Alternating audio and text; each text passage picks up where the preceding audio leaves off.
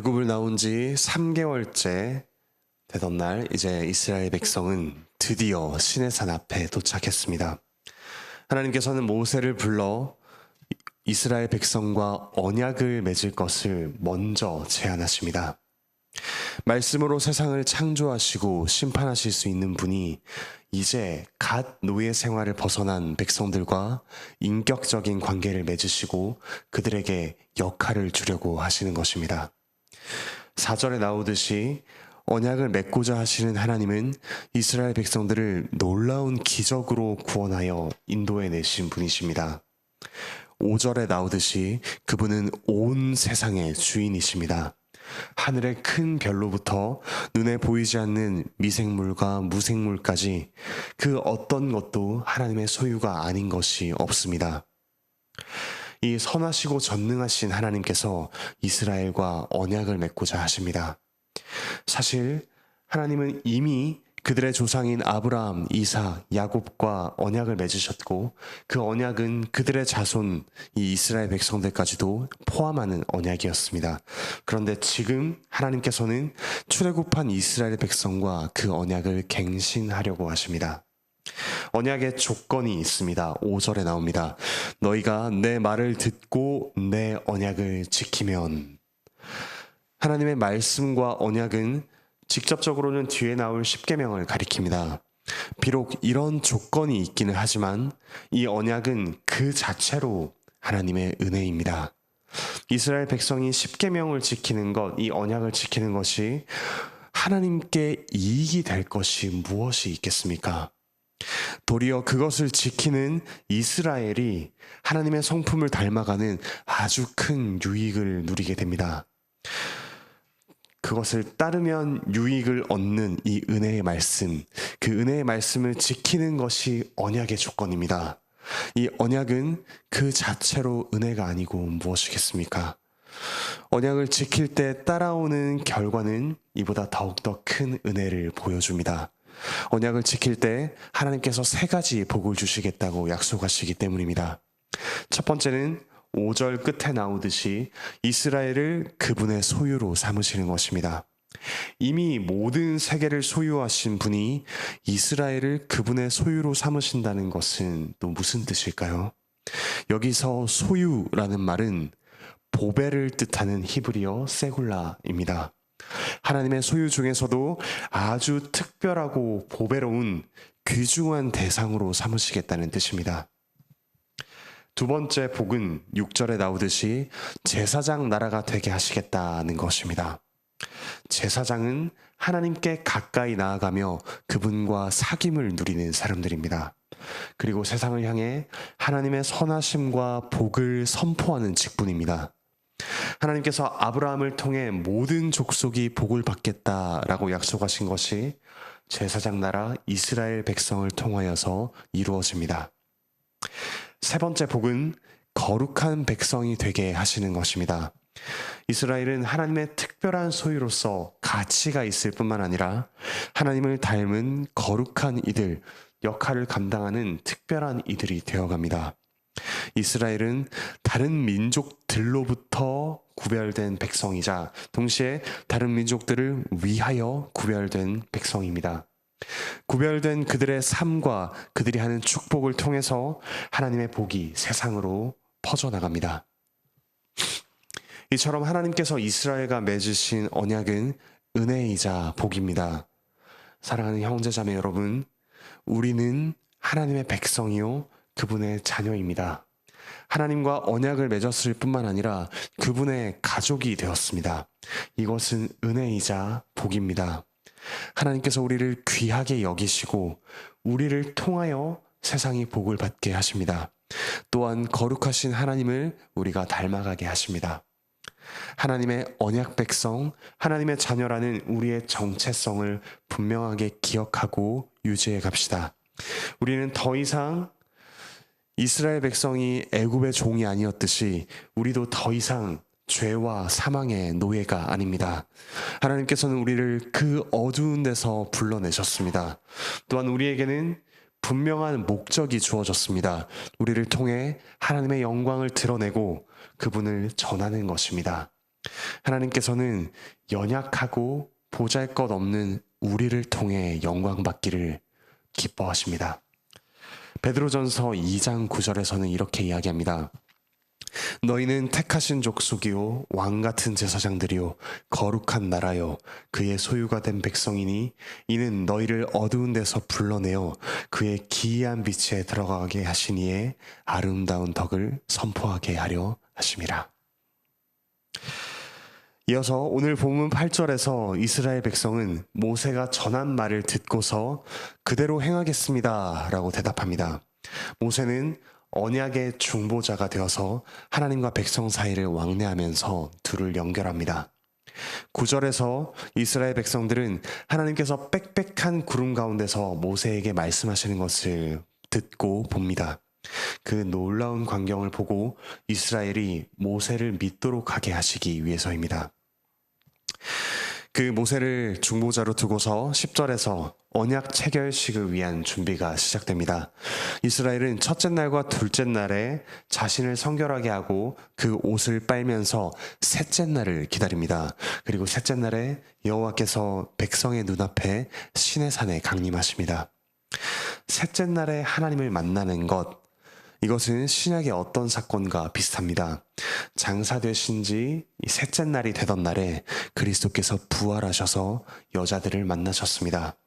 그 놀라운 기적으로 이스라엘을 구원하신 그 하나님께서 바로 우리를 위해 죽으시고 부활하신 그리스도시라는 사실을 분명하게 드러냅니다.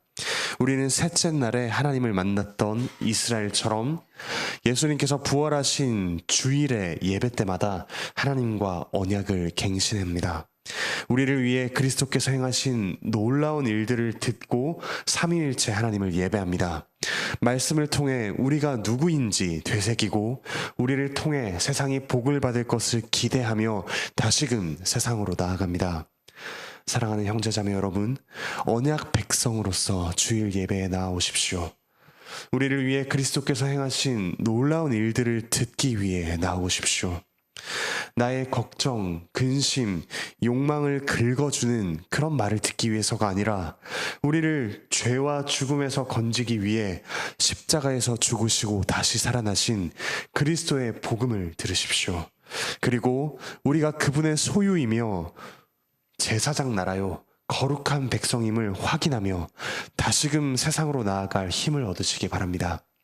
이와 같은 예배의 의미를 기억할 때 예배에서 누릴 기쁨과 은혜를 기대하며 우리가 주일을 기대하며 나아올 수 있습니다. 이제 16절에서 하나님께서 마침내 시내산에 강림하십니다. 아주 영광스럽고도 두려운 모습으로 강림하십니다. 우레와 번개와 빽빽한 구름이 산 위에 있습니다. 아주 큰 나팔 소리가 울려서 모든 백성이 두려워 떱니다. 시내산의 연기가 자욱하며 여호와께서 불 가운데 강림하십니다. 40년 전 모세를 불붙은 떨기나무에서 만나셨던 하나님께서 이제 불붙은 산에서 영광스러운 모습으로 나타나셨습니다. 이스라엘 백성은 영광스러운 하나님 앞에 감히 설 수 없었습니다.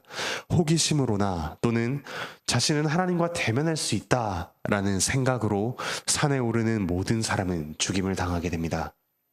우리의 생각과 행동이 거룩하신 하나님 앞에서 제약을 받을 필요가 있다는 사실을 분명하게 가르쳐 주십니다. 우리가 하나님을 감히 길들이거나 우리의 방식대로 재단할 수 없다는 사실을 분명히 알려주십니다. 죄인은 거룩하신 하나님을 마주하면 죽습니다. 하나님의 영광을 견딜 수 없기 때문입니다. 하지만 우리는 오늘날 거룩하신 하나님께 나아와서 예배드립니다. 어떻게 그럴 수 있습니까? 거룩하신 하나님, 성자 예수님께서 죄인들 가운데 오셔서 우리 대신 죽으셨기 때문입니다. 이건 놀라운 사건입니다.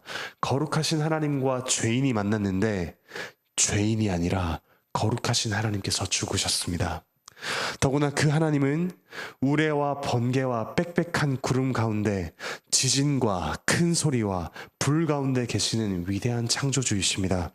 그 하나님께서 죄인들 가운데 오셨는데 죄인들을 죽이시기는커녕 그분 자신이 죄인들 대신에 죽으셨습니다. 우리와 영원한 언약을 맺으시기 위해서입니다. 보통 언약은 가축의 피를 뿌리면서 맺었습니다. 가축을 둘로 쪼개어서 그 사이를 함께 걸어가면서 언약을 어길 때 그 가축처럼 쪼개어질 것을 약속했습니다.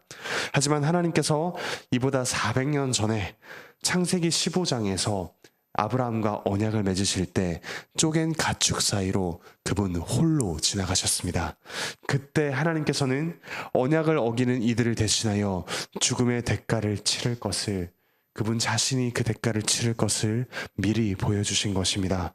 그리고 마침내 아브라함의 자손으로 오신 그리스도께서 그분 자신의 피로 우리와 영원한 언약을 맺으셨습니다.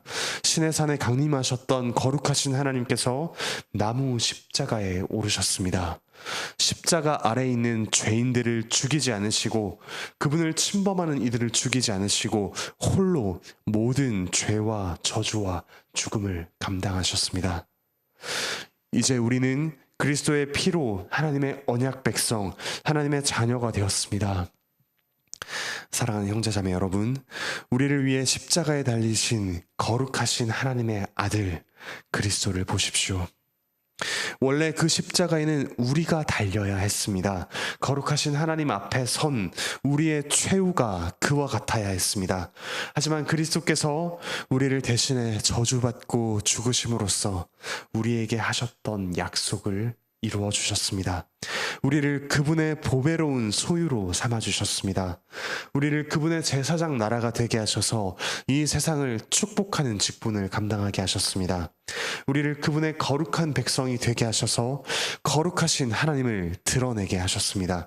우리는 하나님의 언약 백성, 교회입니다. 사랑하는 형제자매 여러분, 성령 하나님께서 우리 교회를 그분의 성전으로 삼으셔서 충만하게 우리 안에 임하십니다. 매 주일 예배에서 말씀과 성례를 통해 우리와 맺으신 그 언약을 확인시켜 주시고 언약 안에 머물게 해주십니다. 모세보다 더 나은 중보자 예수 그리스도를 분명히 보게 하십니다. 그러므로 하나님의 언약 안에 거하십시오. 예배를 사모하십시오. 하나님의 거룩한 언약 백성으로서 오늘 하루 이번 한 주를 살아가시기 바랍니다. 여전히 죄와 흑암의 권세 아래 있는 저들에게 제사장 나라로서 다가가서 소망을 전하시기 바랍니다. 그리스도의 복음을 전하며 이 세상을 밝혀가시길 바랍니다. 언약 백성으로서 살아가시며 우리와 언약을 맺기 위해 자기를 내어주신 그리스도의 풍성한 은혜를 날마다 더욱 깊이 누려가시길 바라고 축복합니다. 기도하시겠습니다. 하늘에 계신 우리 아버지 하나님, 저 이스라엘 백성을 애굽의 권세에서 구원해내셨던 하나님께서 오늘날 저희를 죄와 죽음의 권세에서 구원해내시어 하나님의 거룩한 언약 백성, 하나님의 존귀한 자녀로 살아가게 하시니 참으로 감사드립니다. 저희가 하나님과 언약을 맺은 거룩한 백성임을 기억하며 하나님을 드러내는 제사장 나라로서 하나님을 닮아가는 거룩한 백성으로서 살아갈 수 있도록 주께서 은혜를 더하여 주시옵소서. 몸과 마음의 문제로 고통받고 있는 이들 주께서 속히 회복하여 주시고 또한 이 회복의 과정 가운데 저희에게 은혜를 베푸셨던 하나님을 증거하게 하여 주시옵소서. 취업의 문제와 또 직장 안에서의 여러 가지 문제와 이직을 고민하고 있는 이들, 하나님께서 맡겨주신 직분을 충실하게 감당할 수 있는 힘을 주께서 더하여 주시길 원합니다. 부모님의 문제와 또 자녀의 문제와 가족의 구원의 문제로 여러 가지 또 신음을 하고 있는 또 주님께 매달리고 있는 이들이 있습니다. 은혜의 주님께서, 자비로우신 주님께서 구원의 은혜를 베풀어 주시고 또한 그 구원의 은혜에 우리 믿는 자들을 사용하신다는 사실을 굳게 믿고 복음을 전하는 일을, 그들에게 사랑을 베푸는 일을 지치지 않고 쉬지 않고 꾸준히 행하게 주께서 힘을 더하여 주시옵소서. 오늘 하루 주께서 저에게 살아갈 힘을 더하여 주시고 특별히 또 안식년 가운데 있는 유해신 목사님께 주께서 몸과 마음과 영의 강건함을 더하여 주셔서 이 기간 동안에 회복의 역사가 있게 하여 주시고 더욱더 주님의 은혜를 깊이 맛보아 다시금 주님의 교회를 세우는데 부족함이 없게 하여 주시옵소서. 또한 외국에 나가 있는 저희 형제 자매들 주께서 적응하는데 어려움이 없게 하여 주시고 그곳에서도 여전히 신실하신 동일하신 하나님을 찬양하며 그 하나님의 언약 백성으로 살아갈 수 있도록 주께서 크신 은혜를 더하여 주시옵소서. 감사드리며 예수 그리스도의 이름으로 기도드립니다. 아멘. 은혜로운 기도 시간 되시길 바랍니다.